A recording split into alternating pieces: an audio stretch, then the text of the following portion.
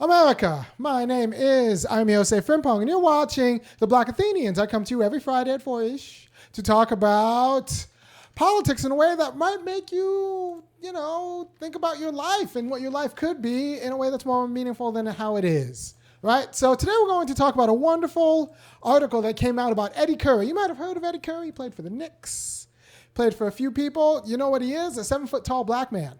So he didn't have a lot of options. Because when you're a 7-foot-tall black man, there are a lot of things America lets you do, but one of them is play basketball. This fantastic article came out last weekend, and it's just been on my mind all week, so we're just going to do a whole show on it because it's wonderful. And I will leave you, before we hit the opening, I will leave you with the fact that Eddy Curry did not want to play basketball. People kept putting basketballs in his hand. And what does that mean for black people? And it wasn't the best thing in his life. Go ahead, Matthew, hit the beat. To the beat, y'all. Yeah. Sound good to me. Never change the ways for the world or the government. If I was the president, then I would state facts. You leave it up to me, I paint the White House black and ain't no future in your front. Yeah.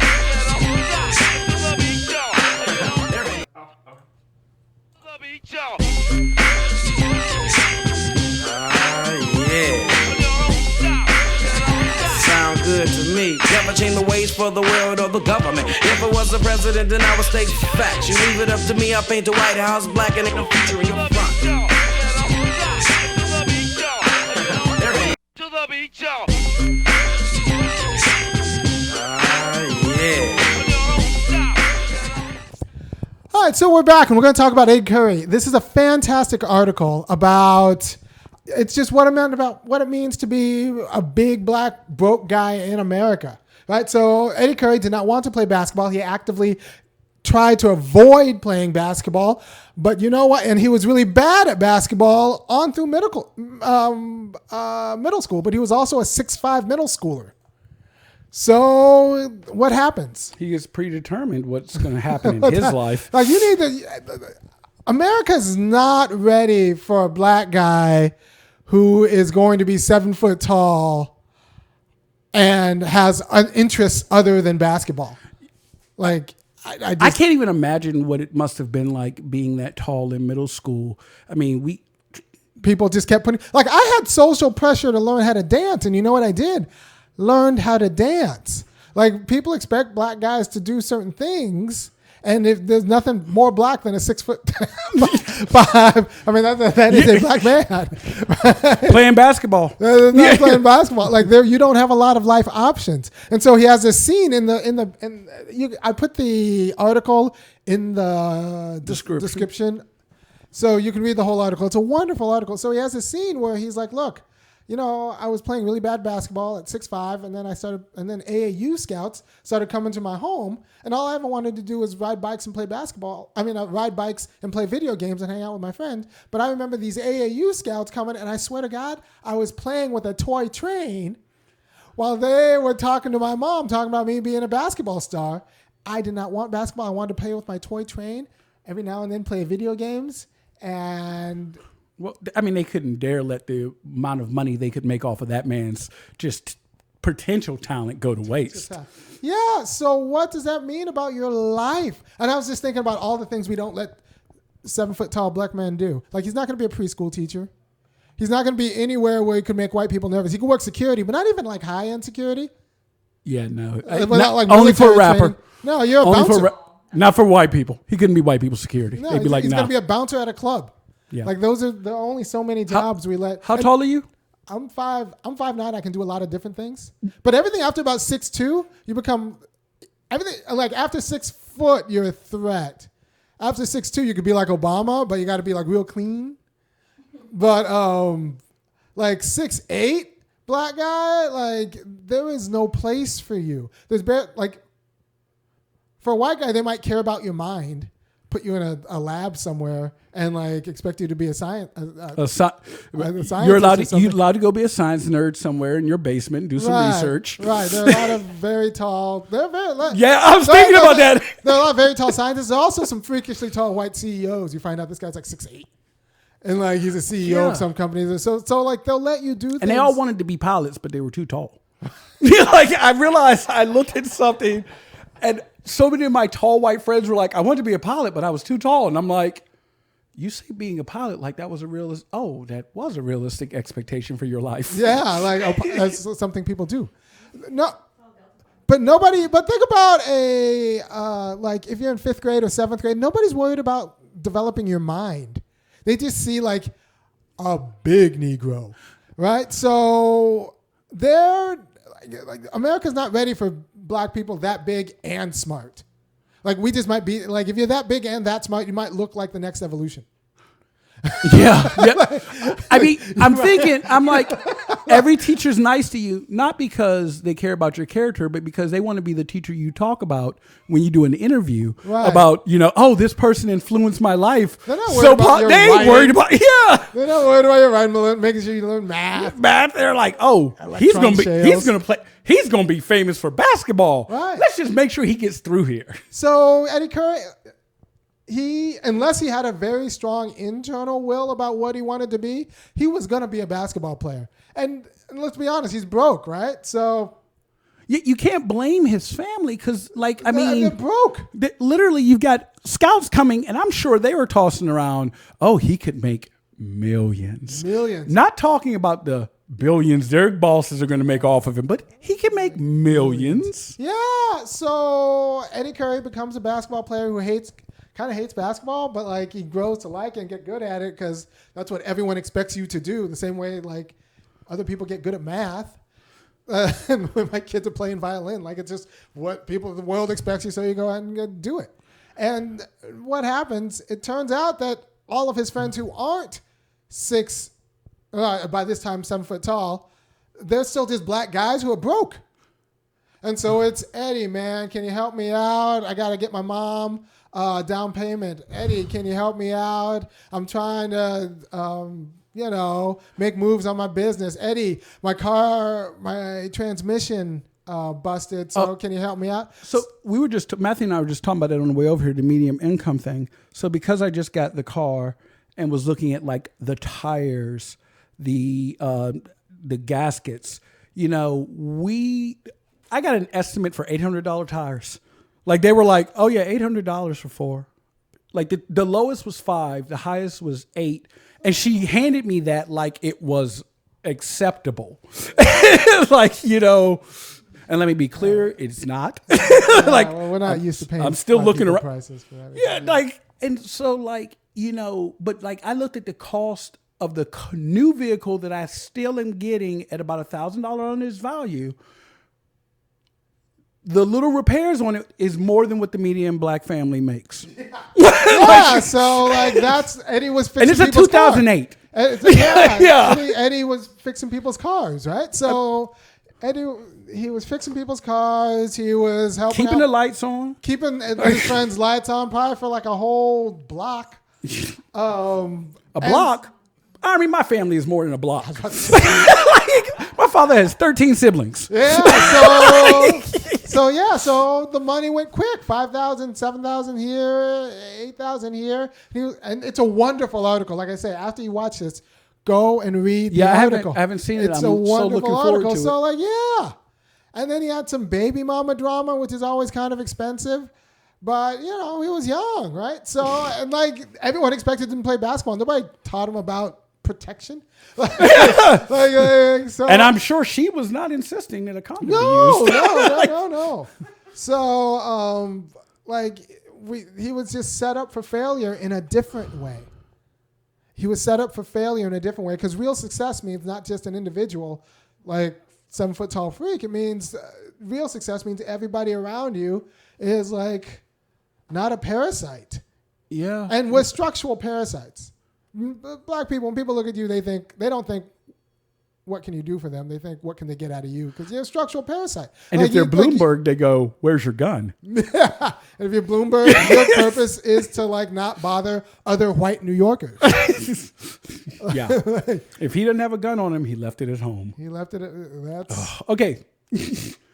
So, I spent some time in Chicago this week, so I saw a lot of Pete and Bloomberg stuff, and it was Pete's got the money to be advertising in Chicago? Oh no, there were people wearing buttons with Pete around. Oh, like it was. he's paying I was very confused. I was like, "Oh yeah, that's right. I don't really like other Democrats." I'm like, "Oh dear." I guess so. Billionaires are coming through for Buttigieg. And then I'm sure he's got a sugar daddy somewhere. Yeah. They always do. So what we have here with Eddy Curry is just black life. You have to understand. Look at that man's face. Life is underdetermined. Like society has designs on you. So if you're just like a 6'5", 8th grader, like society has a plan for you. You could either be in jail or you're going to play basketball. You're not going to be a scientist as a black person unless you come from scientists. Because everyone around you, when you walk into a room, they don't see a scientist. They don't see an accountant. They don't see a writer. They see a future basketball player. That is your role, right? And if you get through basketball, then we can talk about maybe getting you a car dealership or something like that or something else as an ex-basketball player. But from 15 to 30, your job is to be a struggling or successful basketball player. Yes. So, I'm thinking, because I'm reflecting back on kind of my middle school days and my younger brother who was the athlete in the family. High school coaches start influencing real early. I remember I had friends. Yeah, I had 7th grade friends who played football, and the high school coach knew all their teachers. It was clear. It was deep. Yeah. It was clear which of my friends were going to Clark Central here locally, right, because the local football coach of the high school was like, "This is coming this way," and I'm confident that none of the high school teachers were bucking them at all. So, no. And they weren't. I mean, they were great guys, but I look back at our classwork and I'm like, no, some people were tracked. Yeah. It's not just the honors kids who are tracked. You're tracked. And you're not tracked to be a physicist, right? You're tracked to be a basketball player. Like that. And that's what white society needed Eddy Curry to be. And that's what he was. And the article's, like I said, very clear that he tried to avoid playing basketball. I mean, the look on that man's face is so telling. Like, yeah. So he's got some black man stories. So everyone's hitting him up for money. So it goes there. And then what happens is he's got a driver. He's got a baby mama, and she's got some problems, and I think she ends up unfortunately killed, and that really rocks him. But he also has a driver who is black. It was like his one kind of close friend, good guy, and would drive him around.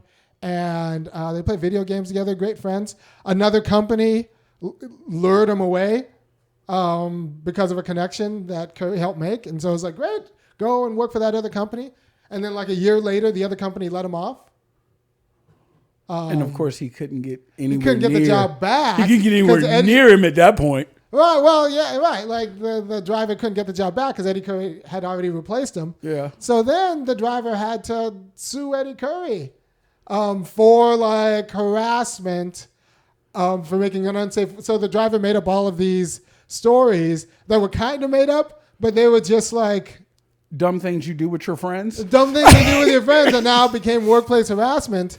And there's this great scene in the piece where Curry is talking about one time when they're negotiating the settlement with his former driver, and the lawyers walk out, and the driver's crying about man, I'm sorry I had to do this, but my lady's leaving me, and I got to take care of my kids. I got 3 kids, and I can't find another job.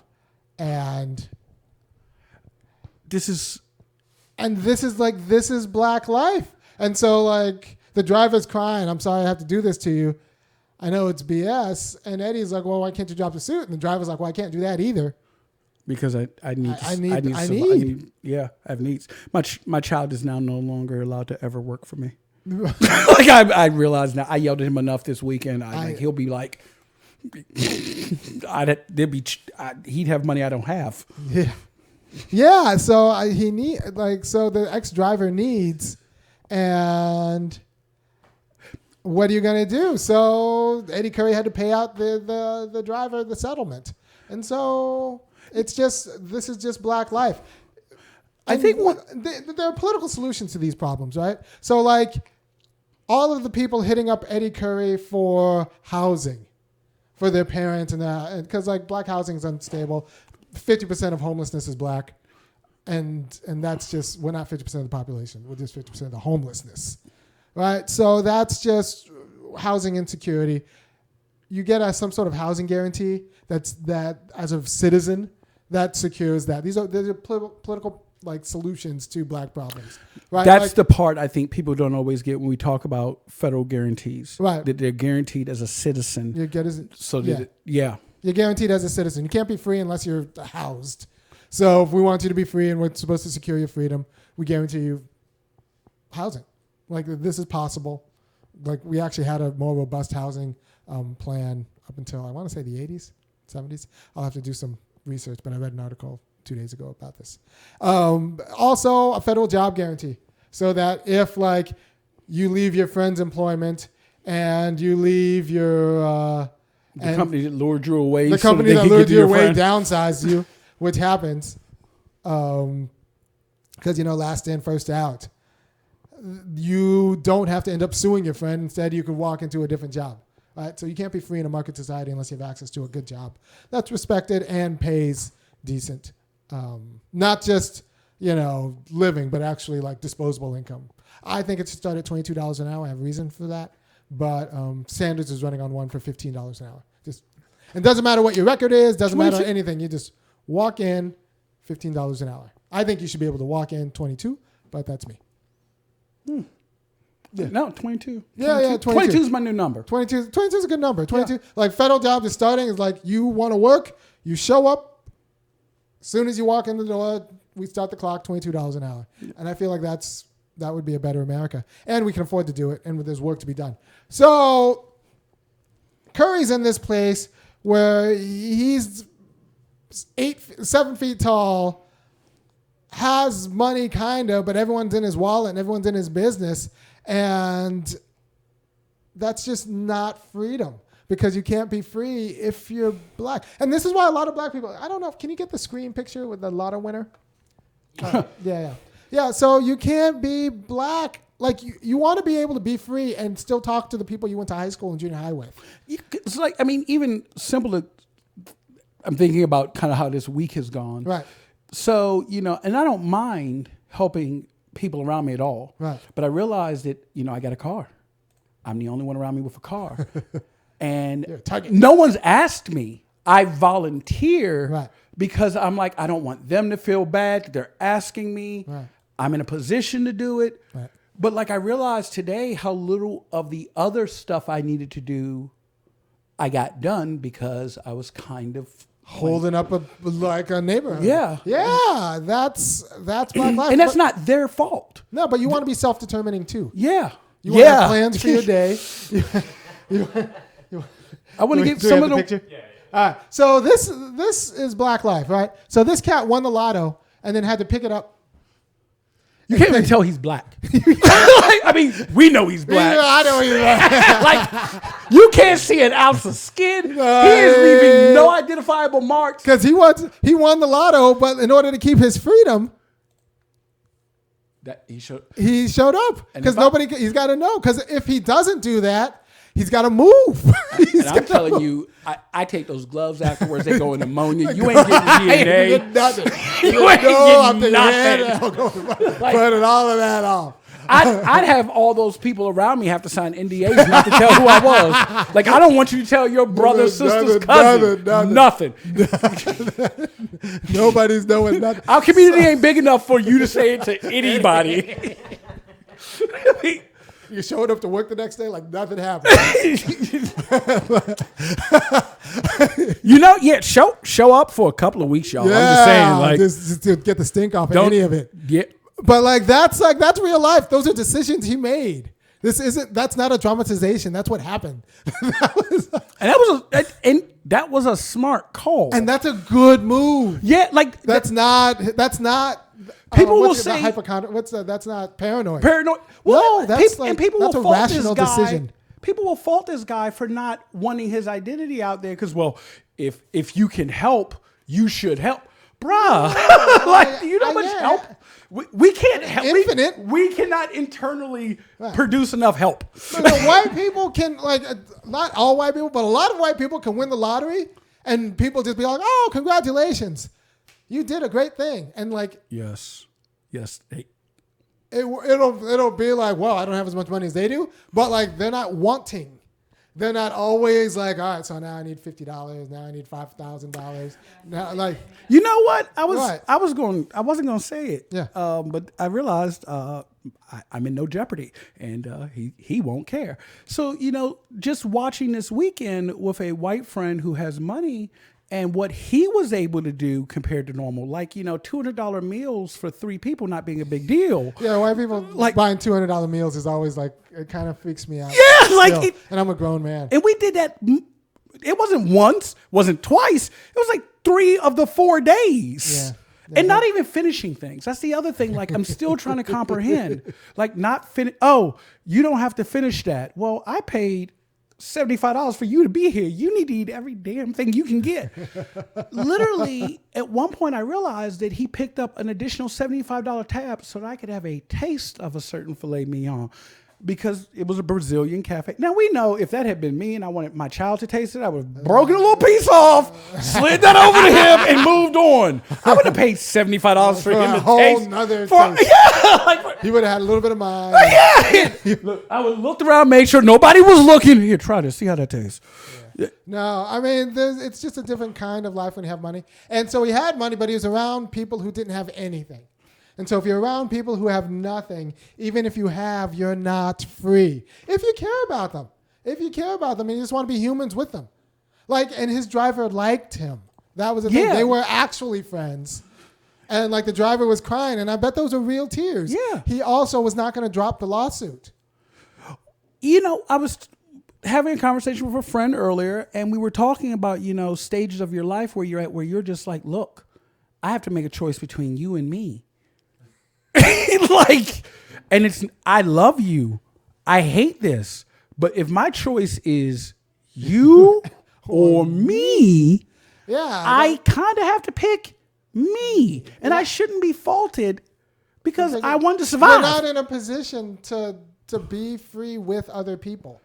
So Eddy Curry, what do you got to do now? He's got to drop all of his friends. I mean, what do we tell Eddy Curry to do? Drop all of his high school friends, all of his junior high friends, all the people he actually liked to do in order to play this game he didn't want to play in order to move to a place where, like, I don't know, you're still a 7-foot tall black guy. People are just going to assume you're a basketball player if you're in the suburbs. Assume? I mean, you're in the suburbs. You clearly have to be like. And you sound like Eddy Curry, right? You sound like a poor black guy. So their opening question is, who do you play for? What team are you on? So what does that mean? What kind of life can you have if you can't be around your people and still be free? And that was the gist of the story.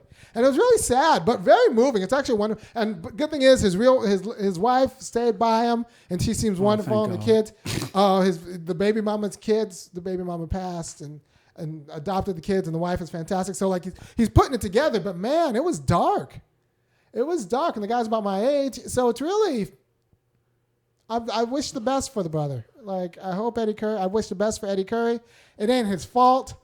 I think he did the best of a horrible situation. Yeah. I'm looking at this picture. He's our age. Yeah. People with his money, our age, don't look this old. No. This is stress. This is stress. like holding up a whole neighborhood badly and like doing something that's like you weren't living your life. You were never living your life. And of course, everyone's thinking how great your life. Dave Chappelle talked about it. The difference between a life that's an in-ground pool and an above-ground pool. Like, you look at his life and you're like, well, what does he have to complain about? He's making blah, blah, blah millions. He hates doing what he's doing. Everything about. He doesn't like it. He can't have real relationships with his friends. The one person he could have a real relationship with, someone moved away from him. Like, who wants that? No one. It's so that's. So I want black people to be free. I want Eddy Curry to not have to play basketball because I'm sure his parents or whoever his guardians were like pushed him to play basketball too. Because he could have, because he ended up buying, I think he bought his mama a house like he's supposed to. And in their perspective, they're like, this is his way out. This is his best chance. And let's not lie, they weren't going to give him any other chances. No. He's 7 foot, He's a 7 foot tall broke Negro. Like, this is what society needs you to do or go to jail because, like, you're not going to be anyone's nanny. No. You're not.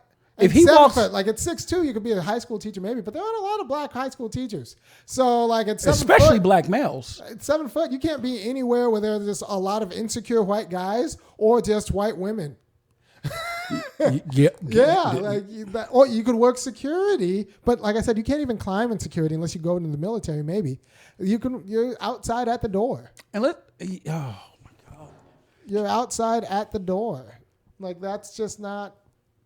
We don't want black men that big, that strong, to also be smart. So nobody's going to really invest in your mind. And that's the problem. And that's going to be the problem. Until we change America and secure like black life in a way that you don't have to escape. Because there's no making it. If you escape, you still haven't made it because you're surrounded by sharks. If you stay where you are, you haven't made it because everyone around you is broke and wants and needs.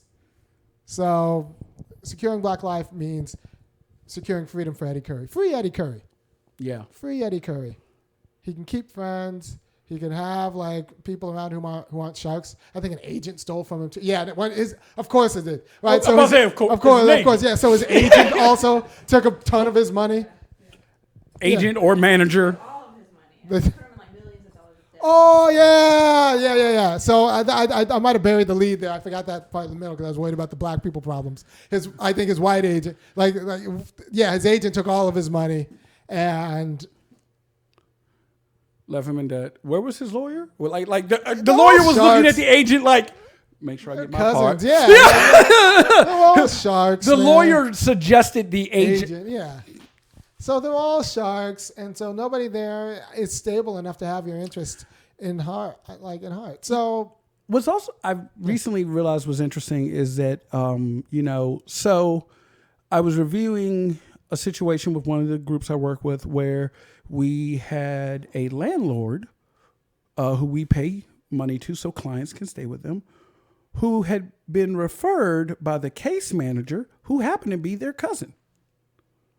And no one blinked at this. And when we looked into it, perfectly legal. So your cousin goes and becomes a social worker. Those people who have government money, you buy a house and all of a sudden the government's paying you to house them. And it's just like, that's the system that they've had generations to work on. Like Dr. King said, not only did they give them land, they built universities to teach them how to farm it. Right. So Eddy Curry, society had a use for his body and didn't really care about anything else about him. And this is the story. And I don't blame him. I mean, you can't expect him to be not malleable in that way because you are 7 feet tall, poor, and black. Yeah, what's the guy who went to the guy in New York who went to Cedar Shoals? Actor. What's it? Yes, I know. Burgess. Titus. Can he come back? He can visit, but can he Oh God, no. Titus Burgess is from Athens. He's the overlap, or he's a little bit older. He's a little bit older, but we were there at the same time. So can he come back to? We'll talk about it later. Now, so just to give an example, so Titus is a great example. Titus is playing himself. He's on the Unstoppable Kimmy Schmidt playing a very overwhelming personality, and that's just kind of who he is. That's who he's always been. He's not a bad person. But if he comes back now, everyone knows him. He just had a friend whose restaurant shut down. Kraft was one of his close friends, and it's gone. So, I'm confident. There's no way that when you've opened your restaurant and it's starting to fail, you didn't immediately look towards your best friend who plugged you several times to go, hey, can I get a bridge to yeah. And I'm sure he did it. Now, as I think about it, I'm sure he did it. Yeah, and they're But still gone. But he can't do that for everybody. No. And his family's huge. Like the Burgesses, just They got cousins. every one of them I've met in this area is related. Like it's not a joke. Like they're double-digit Burgesses within a 2-mile radius of where I am right now. So, can he? They're come probably back? triple. I'm not gonna lie, it's probably triple. Like Triple-digit. They're prolific. like he had like 20-something cousins when we were in school. So yeah, you can't go back with that many cousins because all of them aren't doing well if they're black. Some might be doing well, some not. But you can't hold up an entire clan. That's why you have a government. That secures rights for your people. Freedom looks like Eddy Curry being able to do whatever he wants, not being determined to be a basketball player. And if he is a basketball player, it means he can hang out with whomever he wants, and everyone's not around him isn't thirsty.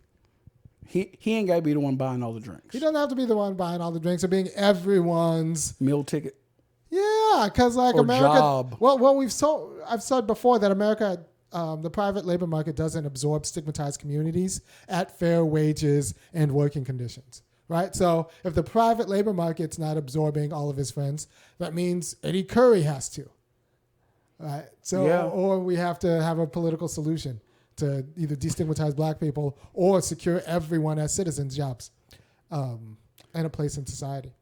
So let me check in with Matthew. Matthew, what are you thinking right now? I always think it's so crazy how contingent sports in particular is as a means of escape. Because imagine if Eddy Curry was playing football or something. Imagine if he got a brain injury. Just his life is just completely shattered at that point.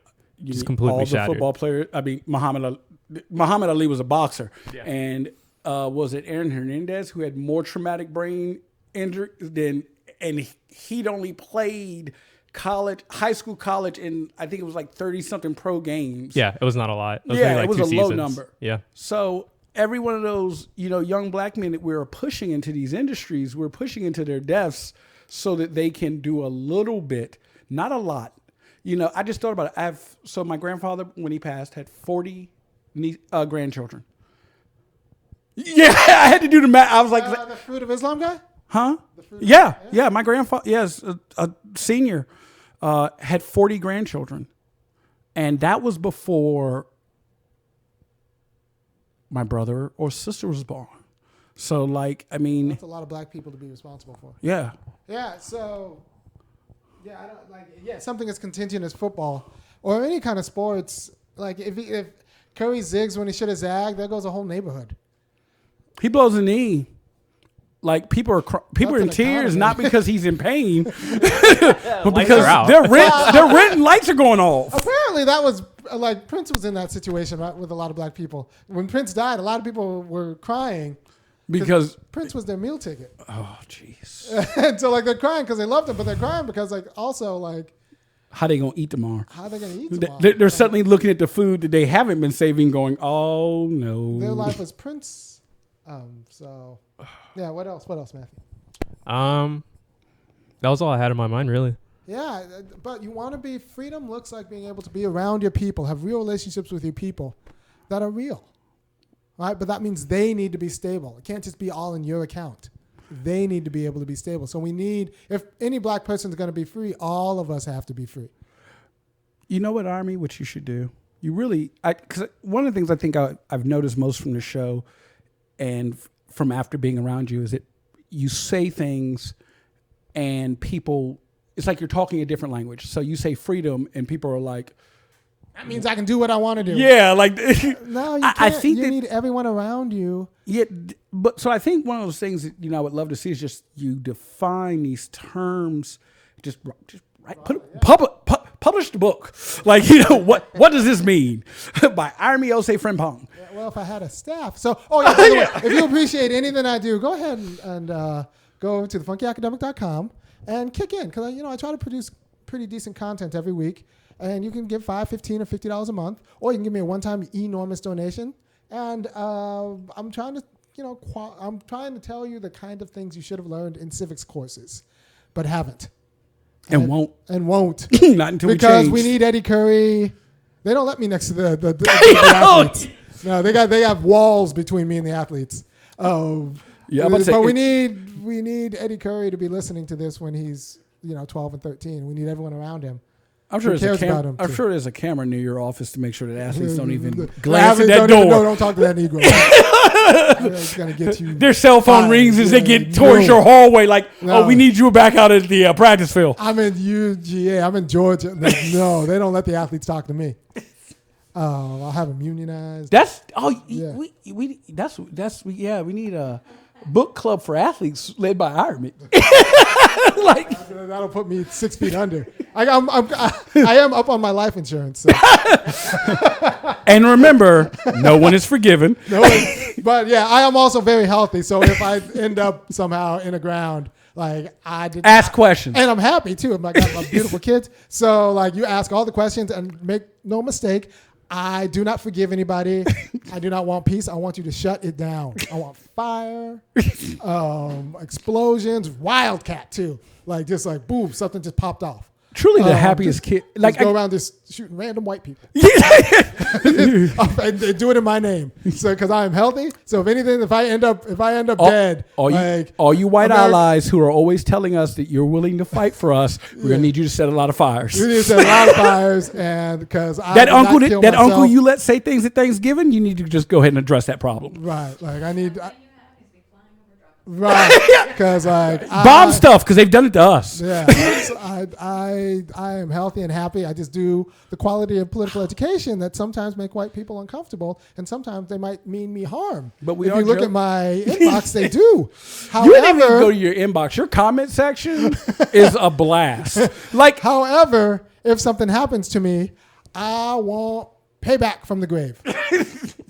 Don't let anyone tell you anything different. I do not forgive nobody. And anybody that says he forgives anybody is lying. Even worse. Lying. I want to live. I like my family. I also want to be able to speak truth to my people. Army wouldn't want you to do this. I would want you to do all of this. Whatever this is, just fill it in. Fill in the blank. All right. So let's just, for the good of America, everyone keep me alive and we'll be good. And I will see you next week. Take care. Peace.